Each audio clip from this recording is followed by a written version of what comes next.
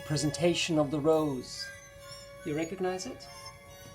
Rosenkavalier, one of the greatest duets ever written in modern opera. And a great example for when you need to resist going for the obvious. Because the music seems to tell you exactly what's going on. But if you do that, you are going into the cliché. So you have to look into the subtext. So let's look at the characters. What is really going on here? How can you find a way to express the subtext through your body language? Because that's what will make the scene interesting. Let's look at Oktavian first. Now he is a young adolescent who has been sexually initiated by a more mature woman, and he's crazy about her, and she just broke up with him. Not only did she break up with him, but she also asked him to do her a favor by delivering the symbolic silver rose to this family to present a cousin of hers, who, by the way, just made a pass at him, but that's a different story. Now imagine you're 17 and you just have lived through this awful breakup, and now you have to suddenly represent. Are you going to do this like this? No. You're going to do it like this. Trying to hold on to form. He is a young man from a good family, well educated. He knows his duties. He will do it. He will arrive. But he actually doesn't want to be there. And I would like to see that when you perform this character. It's very important, because otherwise there can't be a shift. And the entire scene is about an emotional shift in his brain and his heart. All right, so here he arrives and he's delivering the rose. I have the honor. You see how it's written? How it's not in one smooth line. Mir ist die Ehre. So it's really, there's something halting about it. He has to remember the right words. He's trying to be formal, but it's not quite as smooth as it should be. He's just representing very, here I am, and for this wonderful young lady, I have the honor to represent the rose of the love of my cousin. What's his name again? That's his name. Very formal.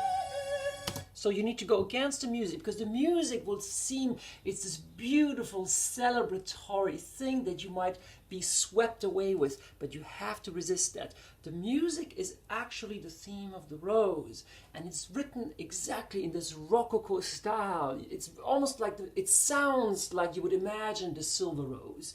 This very finely woven silver material, but it's not how he feels. Very important distinction. This is how, and now here he's giving it to her. Now here comes Sophie. Now who is Sophie? She's this young girl from this wealthy, not noble but bourgeois family, and she has been very well trained by her father and everybody else. This is an important moment because this will help her family to move into the status of nobility. And she's a good girl, so she's also just representing. She's there, she's very nervous because she's told to be nervous, because everybody tells her this is very important. So she's quite stiff, okay? Very important to show that. And now she reacts, and she's also representing. Thank you.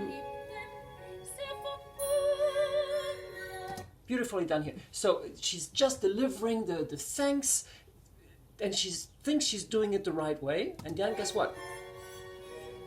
And he's not reacting.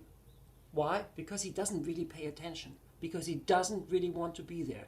And that is why she doesn't see him react.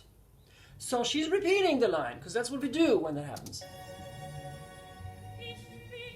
With a little bit more energy, she sings it even higher. Did you not hear what I just said? I was trying to be really nice and trying to get your attention so we can get this over with, this very formal thing that we need to go through. And she's trying to convince him, I really mean it. I really mean that I'm extremely grateful, but it's all formula. She doesn't feel anything. She's just being a good girl.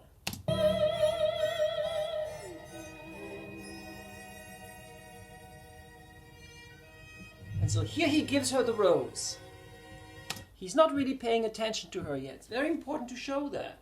He's not paying attention, and she is receiving the rose. This is a big symbolic gesture that means that she's about to be engaged. So she takes the rose, and then what do you do with this thing? Doesn't quite know what to do. And then here, you hear how the music changed? There's something happening. What is it? There's something coming from that rose, which is what makes her smell it. Nobody would smell a silver rose. So you have to first think, what? Oh. Hey. And this is where she can break character, break the role, break the form. There suddenly she becomes herself, and that's why the music becomes pure and not the cliché of the representation. See the shift? Boom. Suddenly, comfort zone. And I would love to see this when you do this as a role, that you are shifting physically in stiffness, and suddenly like, hey, you become this young girl facing another young person, and you're talking your own language, and you're asking a real question. You're making a statement. Hey, there's that smell in there. I didn't expect that. So he's going to react to that, and he's actually not really paying attention to her. He said, yes, sure, of course there's a smell because we put this stuff in there. Yep. He shouldn't even look at her yet, my opinion. Yes, that's why it's smelling. And here she is actually taking flight. She's going way up into the dream sphere. She's moving out of her body into paradise that is announced by the smell of the rose. She's taking flight. It's an out-of-body experience. And she's actually by herself there. She's already like, this is my future. My future is going to be all beauty and wonderful and amazing. And then from up there, she looks down, and there he is. He says, don't you feel it too? Do you feel it? And there he comes. I don't know. Watch this. Boom. You hear that change? Something else is opening up. This is when he sees her for the first time. This is when he actually sees her as a full human being.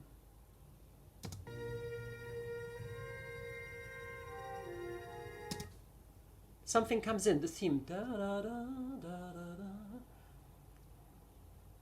Suddenly, time stops.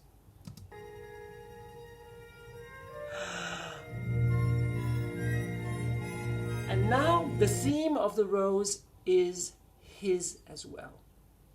Because it's coming back, but it's coming back with that new harmony that is what he now feels. Very different to early on.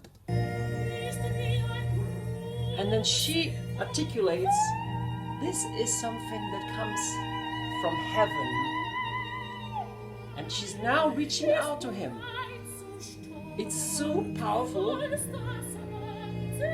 It's so powerful that you cannot even bear it.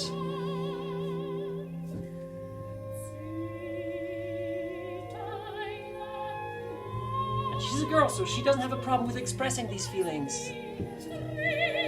She's letting herself completely go in it. And he's watching this. And she realizes, there's something about this feeling that I know. Somehow, bliss is not completely new. I've dreamed of it. And maybe it's possible to actually live in that sphere. And he realizes the same thing. And it's not the kind of bliss that he has had with the Marschallin.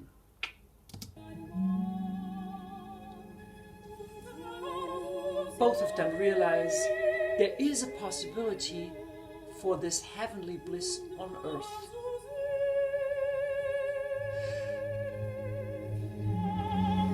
You have to find your way back there. Both of them. And everybody is living his own story and realizing that the possibility is prompted by the presence of this stranger they have just met. Who am I? Where am I? Where am I going? No matter what, I will go there, even if I have to die. And here they are already walking together. And they're finding their way together. Higher, into the higher sphere, and higher.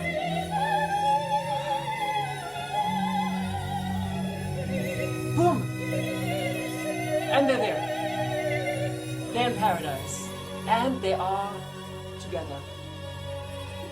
Till death doth them part. Bis an meinen Tod.